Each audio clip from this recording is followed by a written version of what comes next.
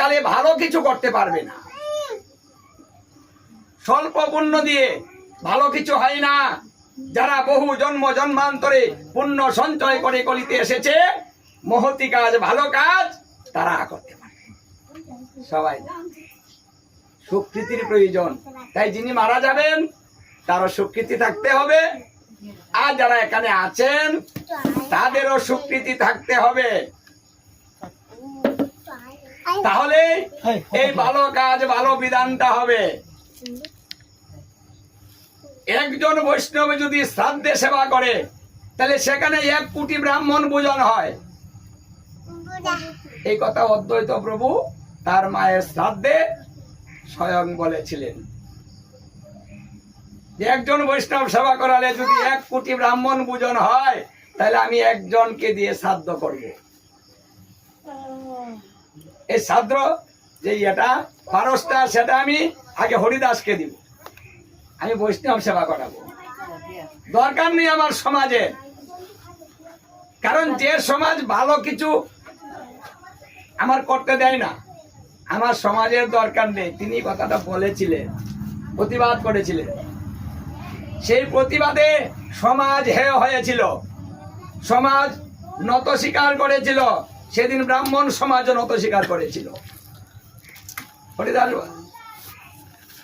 হরিদাসকে সেবা করাবে, আমাদেরকে করাবে না। না, এটা কেমন করে হয়? সেবাটা নষ্ট হয়ে যাবে। না, সেবাটা ছাড়া যায় না। দেখ, হরিদাস আলাদা বসে সেবা করুক, আর আমরা আলাদা সেপারেট করে বলবো। হ্যাঁ, তাহলেও মান সম্মানটা থাকবে, সেবাটা করে যাই।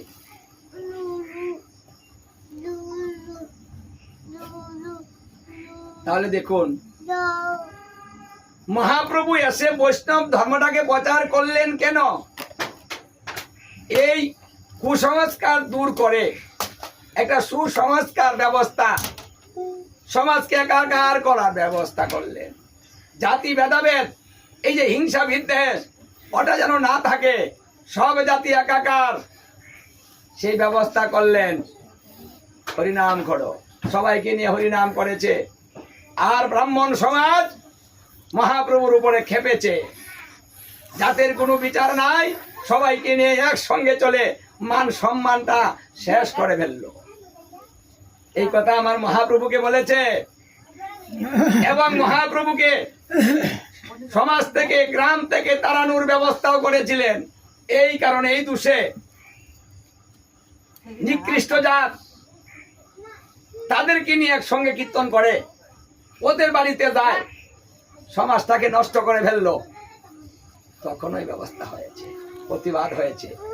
জগন্নাথ মিশ্র মহাপ্রভুকে বলেছিলেন যে নিমাই তুমি যা শুরু করেছ, সমাজ তা মানছে না, কেন করো এগুলা? আমরা তো ব্রাহ্মণ, সবার সঙ্গে চলাফেরা করা কি সম্ভব?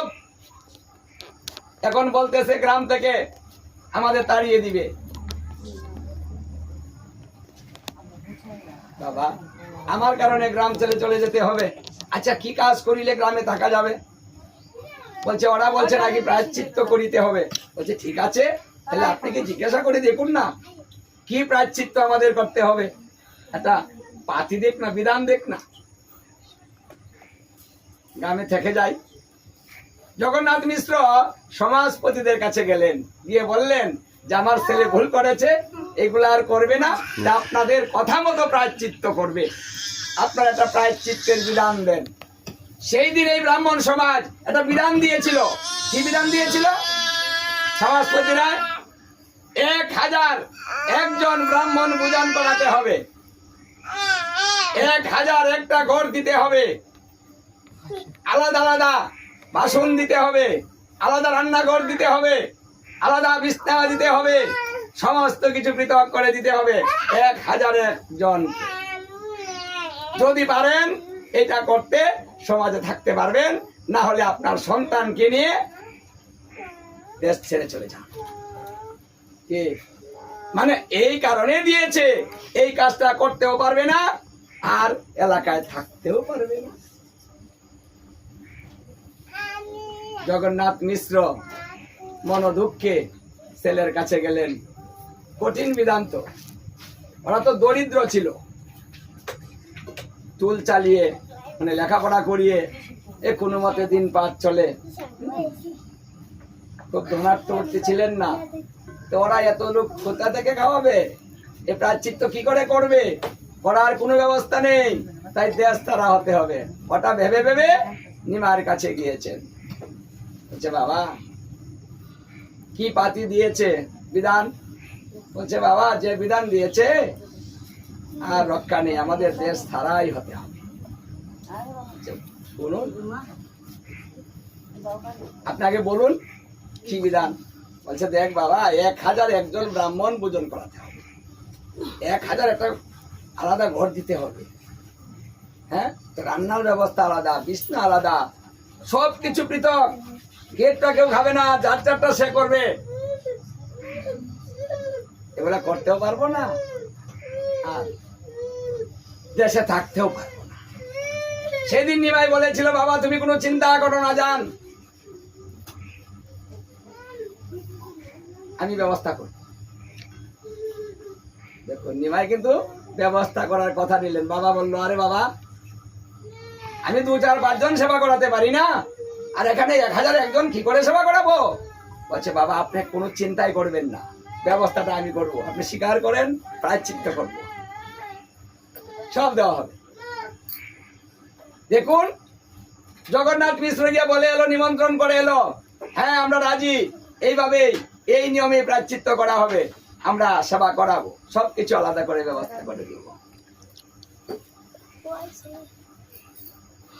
এটা কোনো শাস্ত্রীয় বিধান না, কিন্তু এটা ইচ্ছা মতো বিধান, মানে কিছু চাপিয়ে দেওয়া, জোর করে এমন কিছু চাপিয়ে দেওয়া হবে। যদি আমার মন চায় ওকে দেশ ছাড়া করবো, তো একটা বিধান নিজে বানিয়ে নিব, বানিয়ে ওর উপরে চাপিয়ে দিব। এই ছিল গোড়ামি, ওটাকে গোড়ামি বলা হয়। এই গোড়ামি ছিল পূর্বে, এই গোড়ামি করেই কিন্তু আমাদের সমাজটা আজকে এই অবস্থা। সংখ্যালঘু কেন হয়েছে আমরা? আমাদের অবস্থা এই অবস্থা দাঁড়িয়েছে কেন? এই গোড়ামির কারণে। আমরা যারা নিরীহ ছিল তাদেরকে মানুষ বলে গণ্য করা হয়নি, ওদেরকে সবসময় দূরে রাখা হয়েছে। এই যে দূরে থাও, না মারির দেও, মারির দেও, সালাও দিও না, নষ্ট হবো, সালা না। কি মানে আমরা এই রকম করিতে করিতে সমাজ নষ্ট করে ফেলেছি। এটা কোন ধরনের সমাজ? আজকে আমরা সংখ্যালঘু, কি সুন্দর নাম, লঘুতে পরিণত হয়েছি। দলে দলে মানুষ অন্য ধর্মে যোগ দিয়েছে। এই বৌদ্ধ ধর্ম তো আগে ছিল না। এই গোড়ামির কারণে সেই বৌদ্ধ ধর্ম আলাদা ধর্ম হয়েছে। এই প্রত্যেকটা ধর্ম গোড়ামির কারণে সৃষ্টি হয়েছে। কারণ যেগুলা এই ধর্ম থেকে বিতাড়িত হচ্ছে সেইগুলাকে পুনর্বাস করিতে হবে। ভগবান সেই চিন্তা করে আরেকজন পাঠিয়েছেন, নিজে অবতার গ্রহণ করেছেন, করে এসে সেই মানুষগুলাকে স্থান দিয়েছে। এইভাবে ভাগ হতে লাগলো। তাই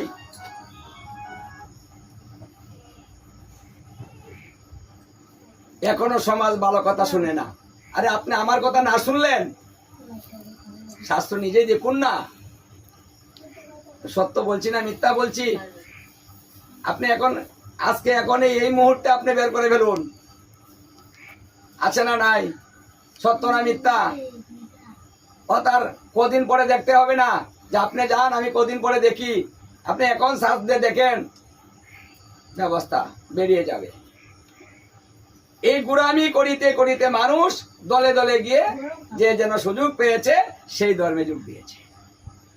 যা যে ধর্মে জায়গা নেই, মানুষ বলে গণ্য করে না, সইও না, দৈর না, মন্দিরে যাইও না, একসাথে বইও না, এই সমাজে থাকবো না।